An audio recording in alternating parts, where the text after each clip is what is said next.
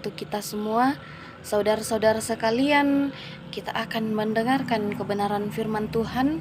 Sebelumnya itu, mari kita meminta kekuatan dalam doa. Kita berdoa.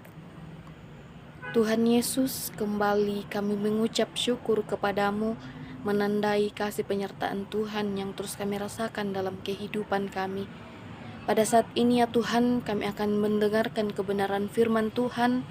Berkati kami semua ya Tuhan, berkati hamba-Mu yang akan memperdengarkan firman Tuhan, berkati pula hamba-Mu yang akan mendengarkan firman Tuhan, sehingga dari firman-Mu ini ya Tuhan, kami boleh menjadikan pedoman dalam kehidupan kami. Ya Tuhan, berkatilah kami dengan Roh Kudus-Mu, agar kami dapat mendengarkan kebenaran firman Tuhan. Inilah yang menjadi ungkapan syukur kami.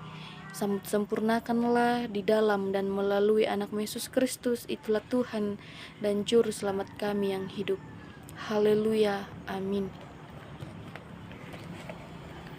Saudara-saudara sekalian, pembacaan kita pada hari ini telah saya pilih dari Yohanes 17 ayat 9 sampai 21. Yohanes 17 ayat 9 sampai 21. Firman Tuhan berbunyi demikian. Aku berdoa untuk mereka, bukan untuk dunia aku berdoa, tetapi untuk mereka yang telah Engkau berikan kepadaku, sebab mereka adalah milik-Mu, dan segala milik-Ku adalah milik-Mu, dan milik-Mu adalah milik-Ku, dan aku telah dipermuliakan di dalam mereka, dan aku tidak ada lagi di dalam dunia, tetapi mereka masih ada di dalam dunia. Dan aku datang kepadamu ya Bapa yang kudus, peliharalah mereka dalam namamu, yaitu namamu yang telah Engkau berikan kepadaku, supaya mereka menjadi satu sama seperti kita. Selama aku bersama mereka, aku memelihara mereka dalam namamu, yaitu namamu yang telah Engkau berikan kepadaku. Aku telah menjaga mereka dan tidak ada seorang pun dari mereka yang binasa, selain daripada dia yang telah ditentukan untuk binasa, supaya genaplah yang tertulis dalam kitab suci. Tetapi sekarang aku datang kepadamu, dan aku mengatakan semuanya ini, sementara aku masih ada di dalam dunia, supaya penuhlah sukacitaku di dalam diri mereka. Aku telah memberikan firman-Mu kepada mereka, dan dunia membenci mereka, karena mereka bukan dari dunia, sama seperti aku bukan dari dunia. Aku diminta supaya Engkau mengambil mereka dari dunia, tetapi supaya Engkau melindungi mereka daripada yang jahat. Mereka bukan dari dunia, sama seperti aku bukan dari dunia. Kuduskanlah mereka dalam kebenaran, firman-Mu adalah kebenaran, sama seperti Engkau telah mengutus aku ke dalam dunia, demikian pula aku telah mengutus mereka ke dalam dunia, dan aku menguduskan diriku bagi mereka supaya mereka pun dikuduskan dalam kebenaran. Dan bukan untuk mereka ini saja aku berdoa, tetapi juga untuk orang-orang yang percaya kepadaku oleh pemberitaan mereka, supaya mereka semua menjadi satu sama seperti Engkau ya Bapa di dalam aku, dan aku di dalam Engkau, agar mereka juga di dalam kita, supaya dunia percaya bahwa Engkaulah yang telah mengutus aku. Saudara-saudara yang terkasih dalam Yesus Kristus, dari pembacaan kita dari Yohanes 17 ayatnya yang ke-9 sampai 21 diberikan dalam satu tema, yaitu menolong lewat doa. Menolong lewat doa. Saudara-saudara yang terkasih, pernahkah kita mendoakan orang, diminta atau secara diam? Biarlah itu menjadi sebuah perenungan bagi kita. Minimal kita membantu orang melalui doa ketika kita tidak bisa memberikan bantuan secara fisik atau material. Seringkali juga ketika kita menemukan seseorang yang sedang dalam masalah dan minta untuk kita langsung berkata, "Oh iya, nanti saya doakan." Lalu pertanyaannya, langsungkah kita mendoakan mereka? Kebanyakan kita biasanya pasti tidak. Kita hanya mengatakan, "Iya, saya doakan," tapi nyatanya tidak. Ya, itu sama saja kita menipu diri kita dan orang lain. Adakah yang seperti itu di sini, saudara-saudara? Bertobatlah ya, karena ketika kita sudah mengiyakan, marilah kita mendoakan mereka dengan sungguh-sungguh. Saudara-saudara yang terkasih dalam Yesus Kristus, tahukah kita bahwa ada dua kesempatan atau keuntungan yang kita dapatkan ketika kita mendoakan orang lain?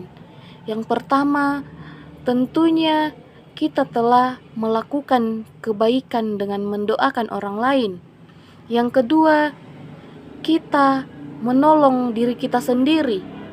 Ada banyak kesempatan kita untuk menolong orang lain lewat doa, dan bagian yang menolong diri kita sendiri adalah makin ada kesempatan untuk kita berhubungan dan berkomunikasi dengan Allah. Dan memang ada terpenting dalam doa adalah hubungan kita dengan Allah. Dan memang percayalah saudara-saudara, ketika kita benar-benar mendoakan sesama kita, ketika kita benar-benar berdoa kepada Tuhan dengan sungguh-sungguh, percayalah bahwa komunikasi kita dengan Allah akan semakin dekat. Kita akan semakin dekat dengan Tuhan. Lewat doa, kita boleh menyampaikan segala sesuatu yang ingin kita sampaikan kepada Tuhan. Lewat doa, kita boleh mengatakan pergumulan kita kepada Tuhan. Lewat doa, kita boleh membantu sesama kita. Lewat doa, kita bisa menolong diri kita. Kita semakin dekat dengan Tuhan, kita semakin merasakan damai sejahtera dalam kehidupan kita, karena kita tahu, saudara-saudara, nafas orang percaya adalah doa. Ketika kita menghidupi ini, yakin dan percayalah bahwa kehidupan kita akan terus dekat dengan Tuhan. Saudara-saudara yang terkasih, dalam teks pembacaan kita tadi memperlihatkan Yesus tidak hanya membangun hubungannya yang begitu erat dengan Allah, tetapi di situ ia juga berdoa untuk murid-muridnya. Ini menunjukkan bahwa pastinya Yesus mengenal murid-muridnya dengan baik. Ia tahu segala persoalan yang murid-muridnya miliki. Ia kenal dengan kebutuhan para muridnya, sehingga ia berdoa untuk mereka. Dalam pembacaan kita ini juga akan memperlihatkan ada 3 alasan yang akan kita pelajari saat ini tentang mengapa dia mendoakan murid-muridnya. Alasan yang pertama adalah bahwa dia telah menyatakan nama Allah kepada mereka.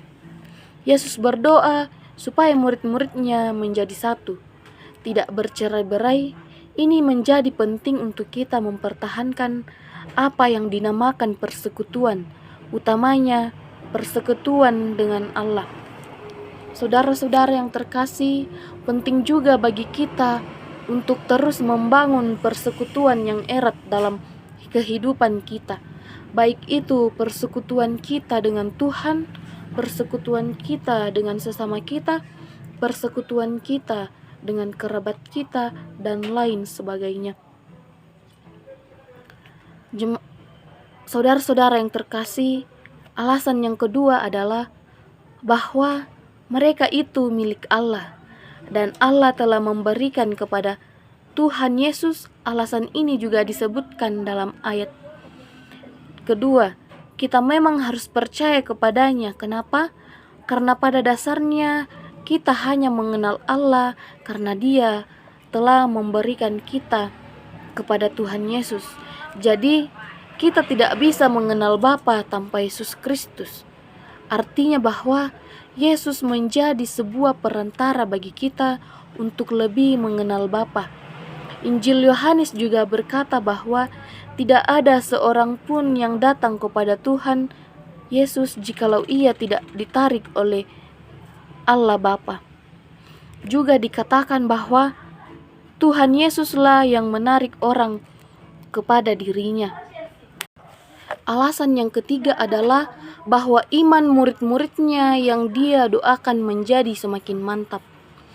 Iman dan pengertian mereka masih jauh dari sempurna, tetapi mereka menerima satu kenyataan, yaitu bahwa apa yang dia katakan berasal dari Allah Bapa. Iman yang telah lengkap dan sempurna dapat mengalir dari keyakinan tersebut. Berbicara tentang iman murid-murid, di sini Yesus berdoa untuk murid-muridnya supaya muridnya jauh dari masalah. Yesus berdoa supaya mereka tetap kuat dalam masalah. Yesus tidak berdoa supaya masalah itu hilang. Saat-saat seperti inilah juga iman mereka semakin dikuatkan. Iman mereka semakin dimantapkan agar tidak mudah goyah. Dalam kehidupan ini selalu ada masalah. Kecuali dalam kehidupan kita ini, kita tentunya pasti seringkali kita menemui yang namanya masalah. Dari itu saudara-saudara, kita mengetahui bahwa doa sangat penting. Baik kita dalam keadaan masalah, baik kita dalam keadaan baik-baik saja, meskipun kita dalam keadaan duka dan kita merasakan kebahagiaan, doa adalah hal yang paling terpenting dalam kehidupan kita. Saudara-saudara yang terkasih, di sini juga kita melihat bahwa kuasa doa itu begitu besar. Doa pun menjadi nafas hidup orang percaya, bahwa dengan doa tentu hidup secara rohania melalui membangun hubungan yang akrab dengan Tuhan. Ingatlah bahwa menolong seseorang dengan doa, dengan ketulusan hati dan kesungguhan, memeriksa dampak pertolongan yang luar biasa, dan semua itu terjadi tak terlepas dari kuasa Allah, yang menjadi tempat pengharapan kita, dan relasi yang baik dengan Allah menjadi kunci agar doa yang kita naikkan tidak hanya rekayasa kata, tetapi betul-betul menjadi sebuah pengharapan dan permohonan kita kepadanya. Marilah berperilaku seperti Yesus, menjadi penolong bagi sesama dalam doa dan kehidupan kita. Marilah kita mendoakan sesama kita dengan penuh ketulusan, dan Tuhan Yesus yang akan terus menjaga dan menyertai kita. Demikian firman Tuhan. Amin.